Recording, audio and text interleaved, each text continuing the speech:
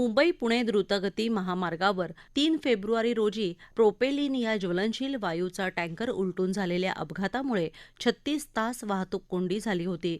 ज्वलनशील पदार्थांची वाहतूक करणाऱ्या वाहनांच्या अपघातानंतर उद्भवलेल्या परिस्थितीचा सामना करण्यासाठी संबंधित कंपन्यांना एसओपी निश्चित करण्याच्या सूचना देण्यात आल्याची माहिती मुख्यमंत्री देवेंद्र फडणवीस यांनी या संदर्भातील लक्षवेधी सूचनेच्या उत्तरात दिली. अमित साटम आणि चेतन तुपे यांनी ही लक्षवेधी मांडली होती. ज्वलनशील पदार्थांची वाहतूक करणाऱ्या बहुतांश कंपन्या केंद्र सरकारचे उपक्रम असून त्यांच्याकडेही आपत्कालीन परिस्थितीत आवश्यक साधनसामग्री उपलब्ध नव्हती.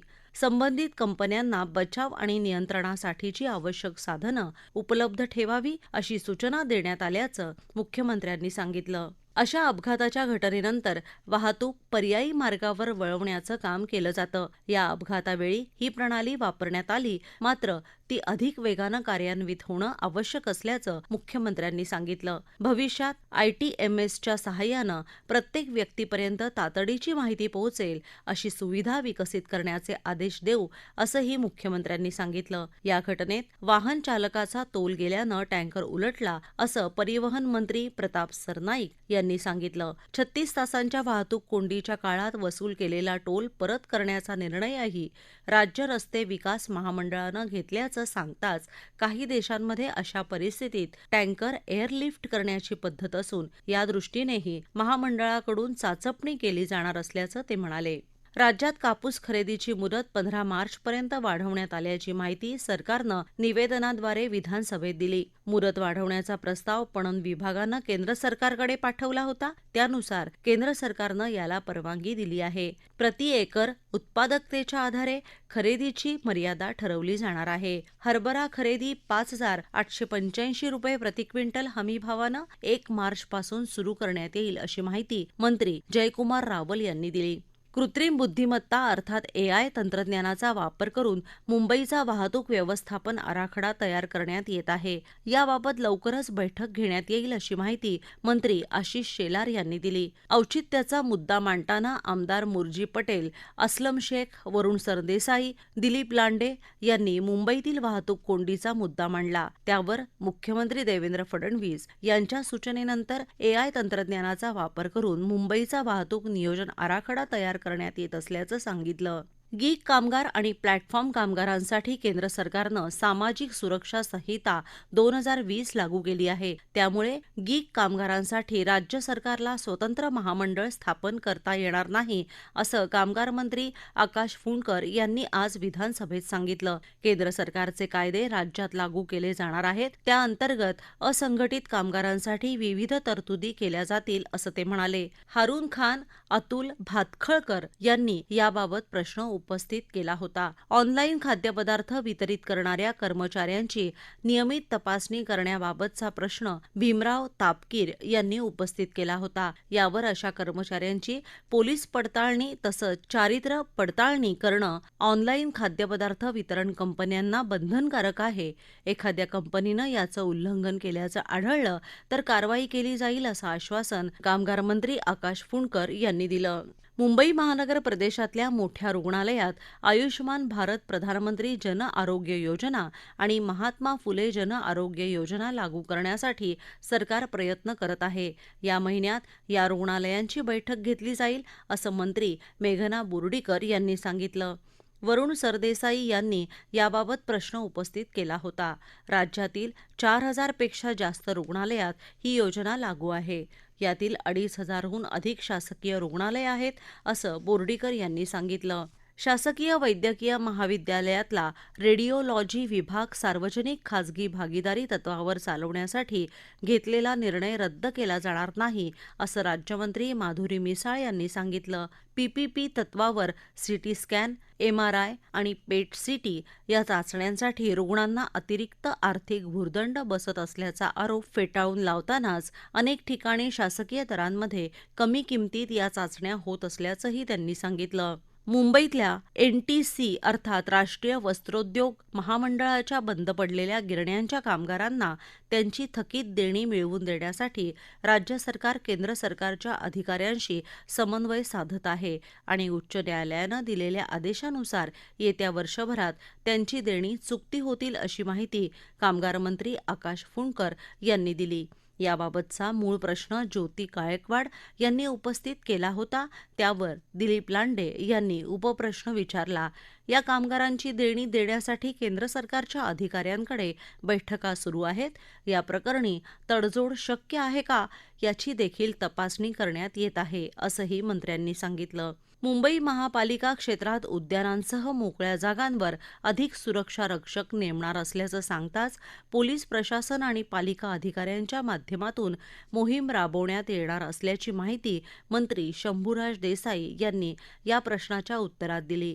पिंपरी चिंचवडमध्ये उद्योग लघु उद्योगांसह वाढतं शहरीकरण लक्षात घेत आवश्यक वीज पुरवठा सुरळीत ठेवण्यासाठी अतिरिक्त उपकेंद्र रोहित्र क्षमता वृद्धीची कामं सुरू असल्याची माहिती ऊर्जा राज्यमंत्री मेघना साकोरे बोर्डीकर यांनी या संदर्भातील लक्षवेधी सूचनेवरील चर्चेत बोलताना दिली. समालोचन लिहीपर्यंत सभागृहाचं कामकाज सुरू होतं. पिंपरी चिंचवड महापालिकेत अधिकारी आणि कर्मचाऱ्यांना सेवा प्रवेश नियमांच्या बाहेर पदोन्नती देण्यात आलेली नसून त्यांच्या प्रमाणपत्रांची तपासणी करण्यात आली आहे. तरी पुन्हा एकदा सर्व प्रमाणपत्रांची तपासणी करून 3 महिन्यात अहवाल मागवण्यात येईल अशी माहिती नगरविकास राज्यमंत्री माधुरी मिसाळ यांनी विधान परिषदेत दिली. अमित गोरखे यांनी पिंपरी चिंचवड महानगरपालिकेतील अधिकारी कर्मचाऱ्यांना परराज्यातील विद्यापीठांच्या पदव्यांच्या आधारे पदोन्नती दिल्याबाबत विचारलेल्या प्रश्नाच्या उत्तरात त्या बोलत होत्या. तंत्रज्ञान आणि अभियांत्रिकी क्षेत्रातील दूरस्थ शिक्षणाद्वारे प्राप्त पदवी पदविका याबाबत शासन प्राधिकरणांनी जारी केलेले सर्व संबंधित नियम परिपत्रक आणि अधिसूचना एकत्रितरित्या तपासण्यात आले असून महाराष्ट्र राज्य तंत्र शिक्षण मंडळ, अखिल भारतीय तंत्र शिक्षण परिषद, विद्यापीठ अनुदान आयोग, डिस्टन्स एज्युकेशन कौन्सिल, मानव संसाधन विकास मंत्रालय, तंत्र शिक्षण संचालनालय तसंच नगर विकास विभाग यांच्या निर्देशांनुसार अभियांत्रिकी आणि तंत्रज्ञान क्षेत्रातील पदविका बी.टेक, एम.ई., एम.टेक इत्यादी तांत्रिक पदव्या दूरस्थ पद्धतीनं विधिमान्य नसल्याचं स्पष्ट झाल्यामुळे अशा पदव्या पदोन्नती प्रक्रियेसाठी ग्राह्य धरता येत नाही, असंही मिसाळ यांनी स्पष्ट केलं. कल्याण डोंबिवली महानगरपालिकेच्या नगररचना विभागात TDO, DE अशी कोणतीही पदं निर्माण करण्यात आलेली नाहीत. पालिकेच्या आकृतीबंधामध्ये 12 कार्यकारी अभियंता स्थापत्य आणि 24 उपअभियंता स्थापत्य ही पदं मंजूर आहेत. तसंच त्यांना बांधकाम मंजुरी अथवा TDR मंजुरीचे कोणतेही अधिकार पालिकेतर्फे प्रदान केले नसल्याने त्यांच्याकडून 110 बांधकामांना मंजुरी देण्यात आलेली नाही, असं माधुरी मिसाळ यांनी स्पष्ट केलं. शशिकांत शिंदे यांनी उपस्थित केलेल्या प्रश्नाला त्या उत्तर देत होत्या. TDR देण्याच्या कुठल्याही प्रकरणात भ्रष्टाचार झाल्याची माहिती सदस्यांकडे असल्यास त्यांनी ती द्यावी, त्यानुसार चौकशी करू असं आश्वासनही राज्यमंत्र्यांनी दिलं. मेट्रो 4 वडाळा कासार वडवली प्रकल्पाच्या कारशेड प्रकल्पासाठी 167 शेतकऱ्यांकडून सुमारे 104 हेक्टर जमीन भाडेपट्ट्यानं उपलब्ध करून देण्यात आली होती. तर 31 शेतकऱ्यांकडून 51 हेक्टर क्षेत्र अतिक्रमण स्वरूपात आढळलं. शासनाच्या 16 ऑक्टोबर 2023च्या निर्णयानुसार सिडकोच्या धर्तीवर जमीन मालक शेतकऱ्यांना 22.5% तर अतिक्रमणधारकांना 12.5% विकसित जमिनीच्या स्वरूपात मोबदला देण्यात येईल, असं मिसाळ यांनी सांगितलं. सदस्य निरंजन डावखरे यांनी उपस्थित केलेल्या प्रश्नावर उत्तर देताना त्या बोलत होत्या. लाभार्थ्यांना अनुक्रमे 2 आणि 1.5 चटई क्षेत्र निर्देशांक सशुल्क वापरण्याची परवानगी देण्यात आली असून या विषयावर सविस्तर चर्चा करण्यासाठी शासन स्तरावर विशेष बैठक घेऊ, असं त्या म्हणाल्या. इंदापूर माणगाव वळण रस्त्यासह 3 रेल्वे उड्डाणपूल आणि 2 प्रमुख पुलांची कामं सध्या प्रगतीपथावर आहेत.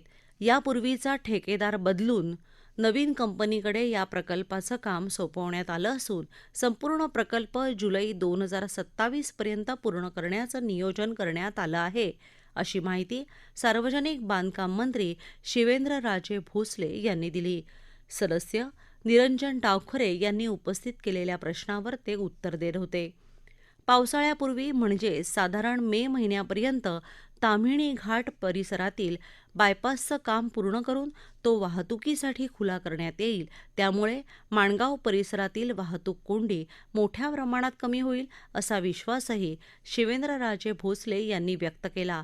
तसंच चिपळूण इथला पूल येत्या मे महिन्यापर्यंत पूर्णपणे वाहतुकीसाठी खुला करण्यात येणार असून मुख्य काम पूर्णत्वास आलं आहे. संगमेश्वर इथं हातखंबा उड्डाणपुलाचं काम एप्रिलपर्यंत पूर्ण होईल. हिंदू हृदय सम्राट बाळासाहेब ठाकरे समृद्धी महामार्गावर अपघातांची संख्या कमी करण्याच्या उद्देशानं देशातील पहिली AI आधारित इंटेलिजंट ट्रान्सपोर्टेशन सिस्टीम समृद्धी महामार्गावर बसवण्याचं काम प्रगतीपथावर आहे. या प्रणालीमुळे वाहतूक व्यवस्थापन अधिक सक्षम होऊन भविष्यात अपघातांचं प्रमाण घटण्यास मदत होईल, अशी माहिती राज्यमंत्री मेघना साकोरे बोर्डीकर यांनी दिली. सदस्य सुधाकर अडबाले यांनी उपस्थित केलेल्या प्रश्नावर त्या उत्तर देत होत्या. समृद्धी महामार्गावर सुरक्षित प्रवासासाठी सर्व आवश्यक उपाययोजना करण्यात येत आहे. या महामार्गावर क्रॅश बॅरियर्स, रबर स्ट्रिप्स, साईनबोर्ड्स आदी सुविधा बसवण्यात आल्या असल्याची माहिती राज्यमंत्री साकोरे बोर्डीकर यांनी दिली. महामार्गावर नियमित पोलीस पेट्रोलिंग तसंच अँब्युलन्स पेट्रोलिंग सुरू असून आपत्कालीन परिस्थितीसाठी स्वतंत्र अँब्युलन्सची व्यवस्था करण्यात आली आहे. याशिवाय 21 क्विक रिस्पॉन्स व्हेइकल्स पथकं कार्यान्वित असल्याचंही राज्यमंत्र्यांनी सांगितलं. मुंबईत पूर्व द्रुतगती महामार्गावर छेडानगर ते आनंदनगर तसंच ठाणे ते मुंबई दरम्यानचे रस्ते विकसित करण्यासाठी BOT तत्वावर किंवा इतर माध्यमातून निधी उभारण्याचे पर्याय तपासले जात आहेत. आवश्यक निधी उपलब्ध करून प्रकल्प लवकरात लवकर कार्यान्वित करण्यात येईल, अशीही माहिती त्यांनी दिली. गेल्या वर्षभरात मुंबई पोलिसांनी 2376 बांगलादेशी नागरिकांना शोधून परत पाठवलं आहे. याआधी संशयित बांगलादेशी नागरिक सापडले तर त्यांच्यावर गुन्हे दाखल करून ते बांगलादेशाचे नागरिक असल्याचं सिद्ध झाल्यावर त्यांना परत पाठवण्यात येत होतं. मात्र केंद्र सरकारच्या नव्या परिपत्रकानुसार संशयित बांगलादेशींची कागदपत्र तपासल्यानंतर बांगलादेशी नागरिक असल्याचे पुरावे मिळाल्यावर त्यांना तातडीनं पाठवू शकतो, अशी माहिती गृहराज्यमंत्री योगेश कदम यांनी दिली. सदस्य प्रवीण दरेकर यांनी मुंबईतल्या बांगलादेशींच्या वास्तव्याबद्दल उपस्थित केलेल्या लक्षवेधी सूचनेवर ते बोलत होते. बांगलादेशी नागरिक शोधून त्यांना परत पाठवण्यासाठी प्रत्येक पोलीस ठाण्यात 5 कर्मचाऱ्यांचं एक विशेष पथक नेमण्यात आल्याचंही राज्यमंत्री कदम यांनी स्पष्ट केलं. डिटेन्शन सेंटरच्या बांधकामासाठी 20 कोटी रुपयांचा निधी उपलब्ध करण्यात आला असून त्यासाठी निविदा मागवण्यात आल्या आहेत, असंही राज्यमंत्री कदम यांनी स्पष्ट केलं.